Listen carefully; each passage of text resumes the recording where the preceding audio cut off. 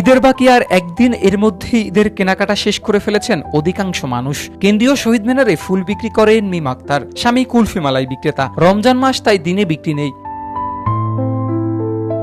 তাদের দুই সন্তান মরিয়ম ও রহমান, একজনের বয়স 5 বছর আর একজনের 7 মাস। তারাও মায়ের সঙ্গে শহীদ মিনারে ঘোরাঘুরি করছেন। মোহাম্মদপুরের দীপাদেব নিজের দুই সন্তান ও ছোট বোনকে নিয়ে ঘুরিয়ে দেখাতে এসেছেন শহীদ মিনার। ইতিমধ্যেই শেষ করে ফেলেছেন ঈদের কেনাকাটা।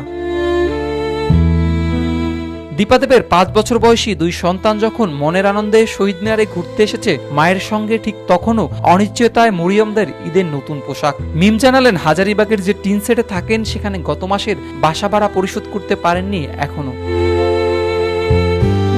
শহীদ মিনারে বকুল ফুল বিক্রি করছেন মিম আক্তার, আর এই বিক্রির টাকায় চলবে মিমদের ছোট্ট সংসার। ফুলের দাম বৃদ্ধি হওয়াতে বেচা কেনা কম, তাই সংসার চালাতে হিমশিম খাচ্ছেন মিম। আর অর্থাভাবে এভাবে নতুন পোশাক ছাড়াই ঈদ কেটে যাচ্ছে দেশের হাজারো মরিয়মদের।